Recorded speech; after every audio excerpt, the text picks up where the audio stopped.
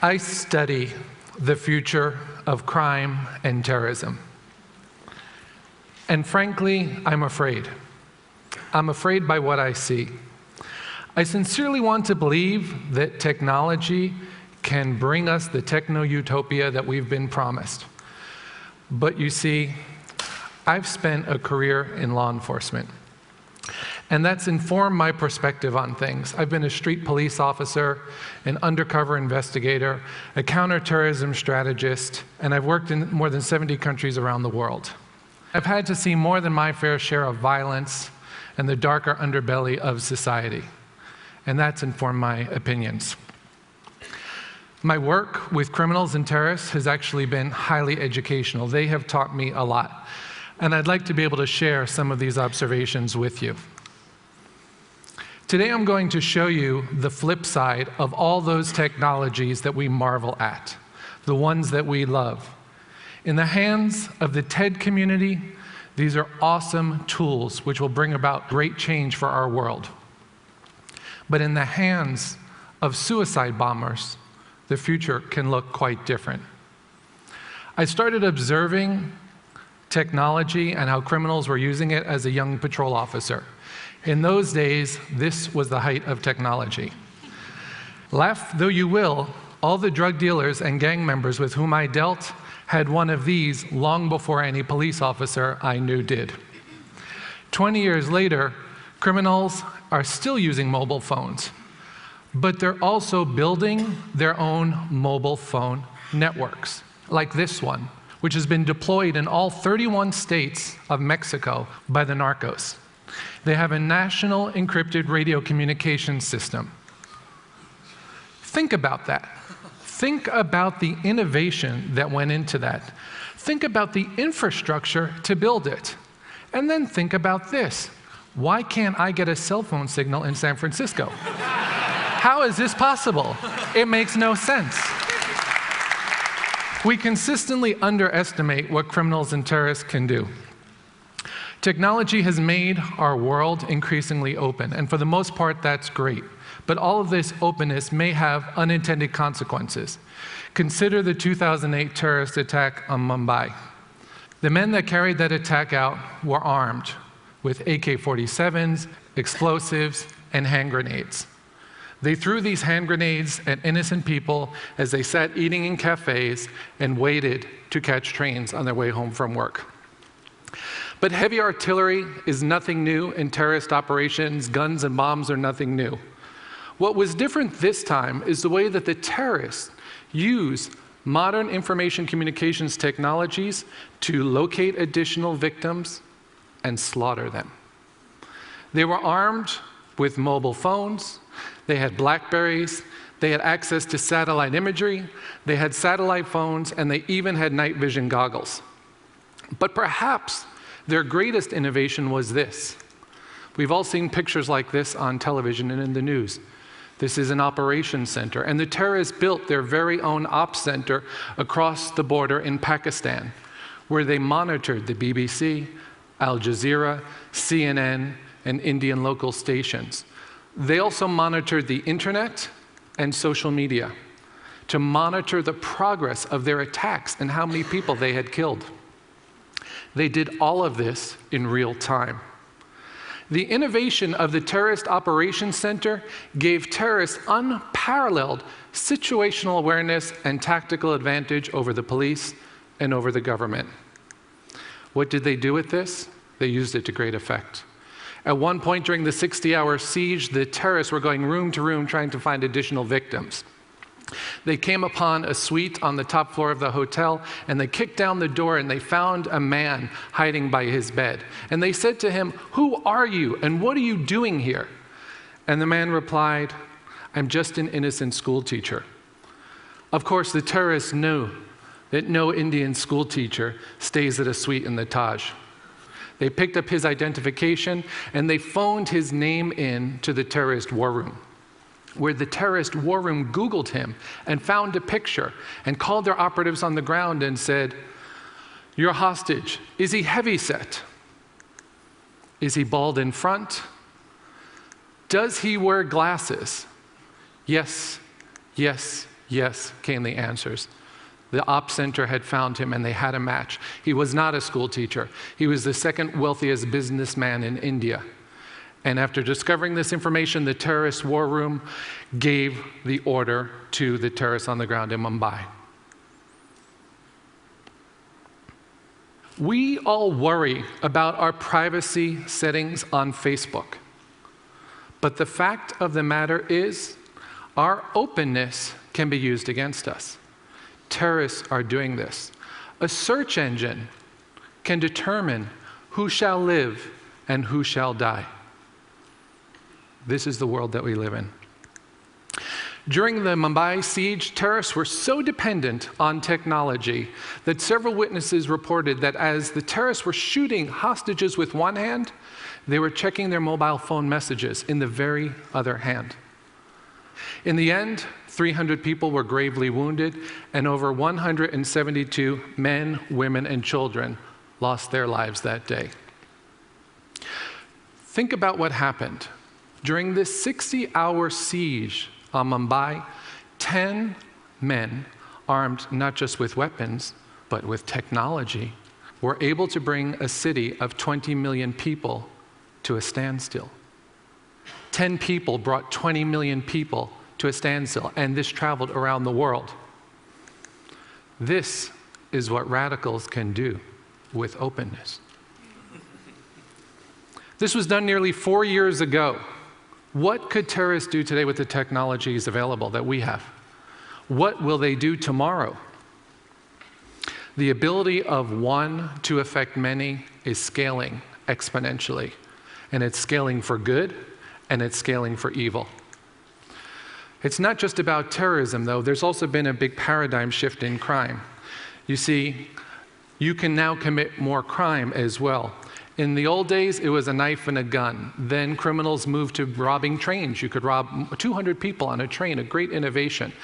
Moving forward, the internet allowed things to scale even more. In fact, many of you will remember the recent Sony PlayStation hack. In that incident, over 100 million people were robbed. Think about that. When in the history of humanity has it ever been possible for one person to rob 100 million? Of course, it's not just about stealing things. There are other avenues of technology that criminals can exploit. Many of you will remember this super cute video from the last TED. But not all quadcopter swarms are so nice and cute. They don't all have drumsticks. Some can be armed with HD cameras and do counter surveillance on protesters. Or, as in this little bit of movie magic, quadcopters can be loaded with firearms and automatic weapons. Little robots are cute when they play music to you. When they swarm and chase you down the block to shoot you, a little bit less so. Of course, criminals and terrorists weren't the first to give guns to robots. We know where that started. But they're adapting quickly. Recently, the FBI arrested an al-Qaeda affiliate in the United States who was planning on using these remote-controlled drone aircraft to fly C4 explosives into government buildings in the United States. By the way, these travel at over 600 miles an hour.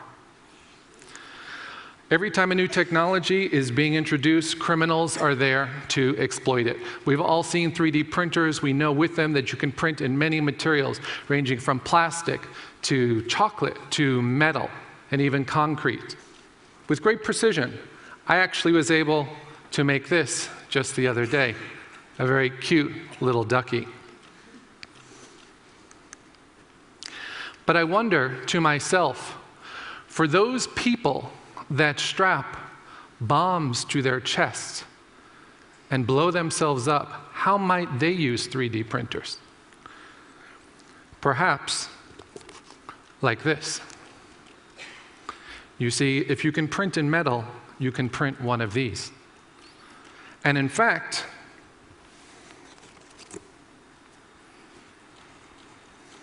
you can also print one of these too.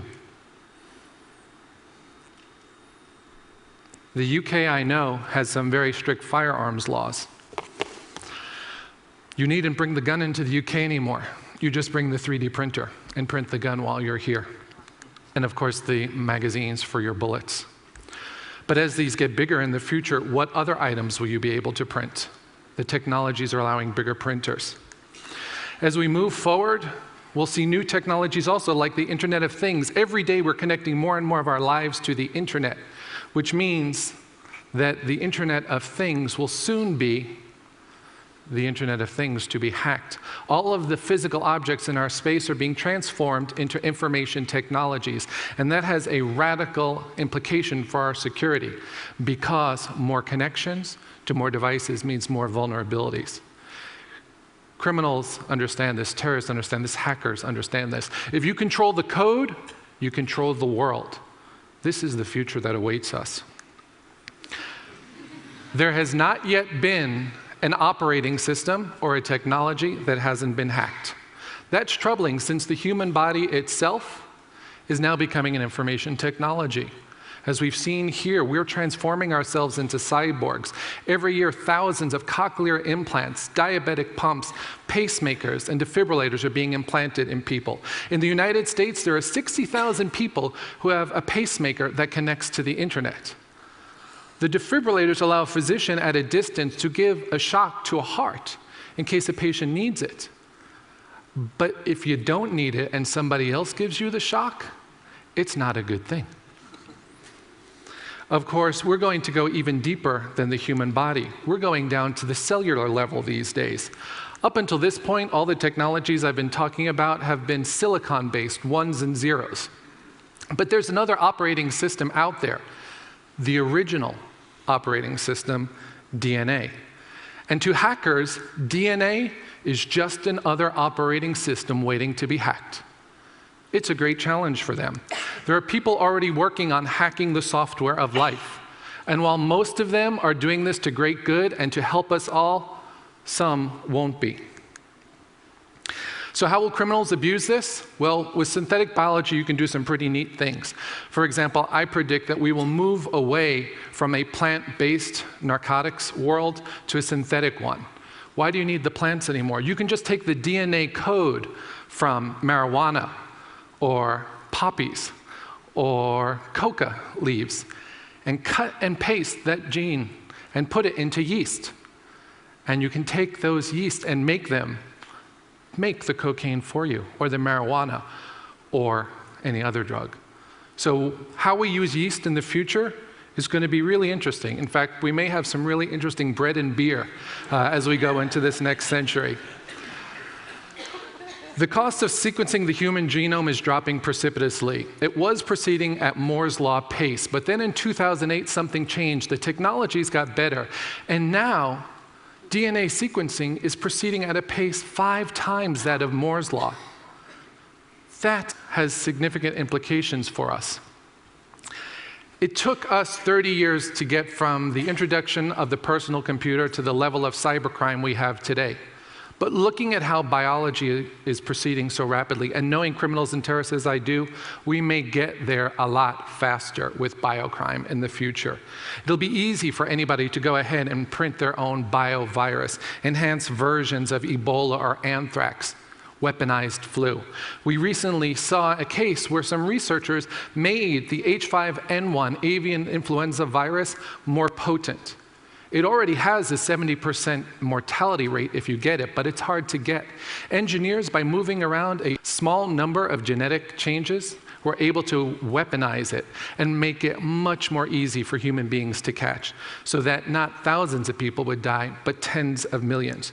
You see, you can go ahead and create new pandemics. And the researchers who did this were so proud of their accomplishments, they wanted to publish it openly so that everybody could see this and get access to this information. But it goes deeper than that. DNA researcher Andrew Hessel has pointed out quite rightly that if you can use cancer treatments, modern cancer treatments, to go after one cell while leaving all the other cells around it intact, then you can also go after any one person's cell. Personalized cancer treatments are the flip side of personalized bioweapons, which means you can attack any one individual, including all the people in this picture.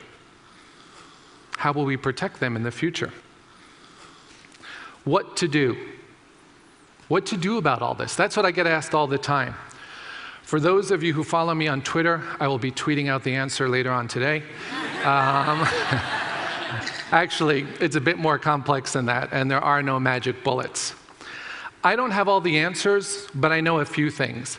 In the wake of 9/11, the best security minds put together all their innovation, and this is what they created for security. If you're expecting the people who built this to protect you from the coming robo-apocalypse, you may want to have a backup plan. Just saying. Just think about that. Law enforcement is currently a closed system. It's nation-based while the threat is international. Policing doesn't scale globally, at least it hasn't. And our current system of guns, border guards, big gates, and fences are outdated in the new world into which we're moving. So how might we prepare for some of these specific threats, like attacking a president or a prime minister? This would be the natural government response, to hide away all our government leaders in hermetically sealed bubbles. But this is not going to work. The cost of doing a DNA sequence is going to be trivial. Anybody will have it, and we will all have them in the future. So maybe there's a more radical way that we can look at this. What happens if we were to take the president's DNA, or a king or queen's, and put it out to a group of a few hundred trusted researchers so they could study that DNA and do penetration testing against it as a means of helping our leaders? Or what if we sent it out to a few thousand? Or controversially, and not without its risks, what happens if we just gave it to the whole public? Then we could all be engaged in helping. We've already seen examples of this working well. The Organized Crime and Corruption Reporting Project is staffed by journalists and citizens, where they are crowdsourcing what dictators and terrorists are doing with public funds around the world. And in a more dramatic case, we've seen in Mexico, a country that has been racked by 50,000 narcotics-related murders in the past 6 years. They're killing so many people they can't even afford to bury them all in anything but these unmarked graves, like this one outside of Ciudad Juarez. What can we do about this? The government has proven ineffective. So in Mexico, citizens at great risk to themselves are fighting back to build an effective solution. They're crowd mapping the activities of the drug dealers. Whether or not you realize it, we are at the dawn of a technological arms race. An arms race between people who are using technology for good and those who are using it for ill. The threat is serious, and the time to prepare for it is now. I can assure you that the terrorists and criminals are.